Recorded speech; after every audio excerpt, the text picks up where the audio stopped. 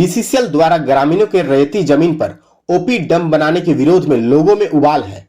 ग्रामीणों के पक्ष में माले और इंडी गठबंधन भी सामने आ गई है और कहा कि कई पीढ़ियों से बसे लोगों को नहीं उजड़ने दिया जाएगा। इसको लेकर आज सुरंगाबाड़ा तालाब के समीप मैदान में एक विशाल सभा का आयोजन हुआ। इस सभा में पूर्व विधायक पूर्णिमा नीरज सिंह, बच्चा गुट के महामंत्री अभिषेक सिंह सहित कई नेता मुख्य रूप से उपस्थित थे। इस सभा में पुरुषों की अपेक्षा ग्रामीण महिलाएं काफी संख्या में सभा स्थल पहुंची थी। सभा को संबोधित करते हुए पूर्णिमा नीरज सिंह ने कहा कि आपकी जमीन और घर की लड़ाई है, जरूरत पड़ेगा तो आपको भी लड़ना होगा।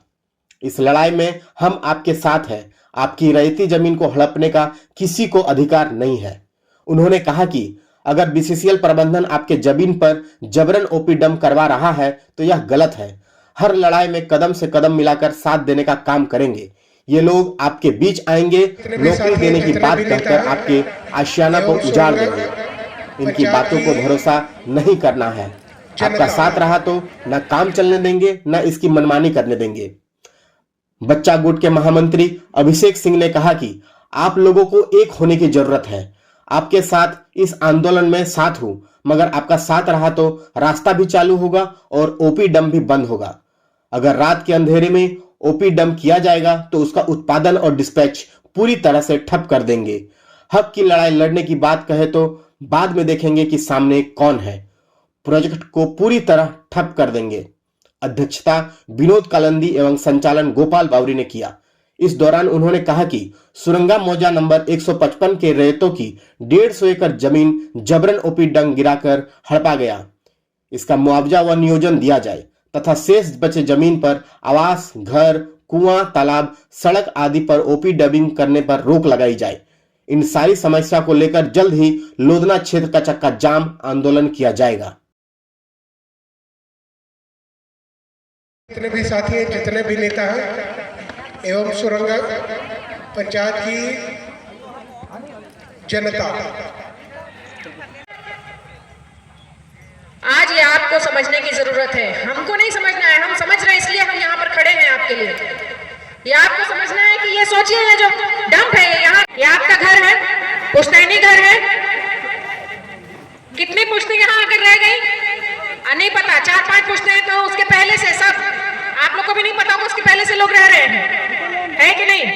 और आज क्या हो रहा है उस घर के साथ?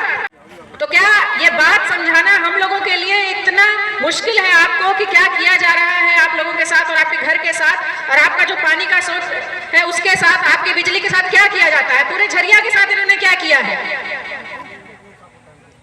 आज झरिया में जो भी, और ये जो उस पार लोग खड़े हैं जो ये कर रहे हैं वो निर्मम लोग हैं।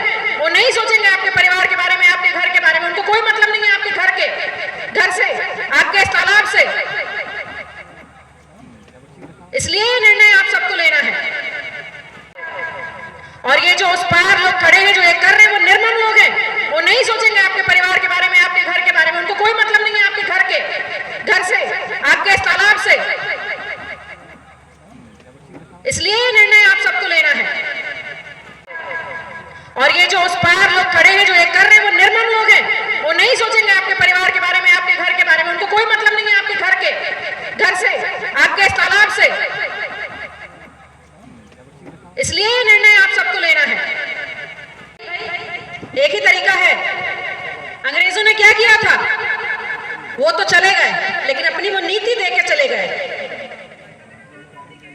हम जो है सुरंगा पंचायत में यहाँ पर जो शिकायत आई कि ज़बरदस्ती जो है ओपी डैम करके यहाँ रैयतों की जो ज़मीन है उसको जो है ज़बरदस्ती बीसीसीएल हथियाने की कोशिश कर रहा है और उनके वही गुर्गे हैं पुराने। आज यहाँ पर जो है पंचायत के लोगों ने अपना विरोध प्रदर्शन किया, विरोध जताया। एक सभा हुई जिसमें एक सुर में उन्होंने जो है इस बात का विरोध किया कि ये ओपी डैम अगर आगे आएगा तो हम जाएंगे कहाँ पर। और सबसे बड़ी बात यह है कि अगर बीसीसीएल को किसी कार्य के लिए लेना है तो वो बाकायदा तौर तरीके से लेकर ज़मीन ले।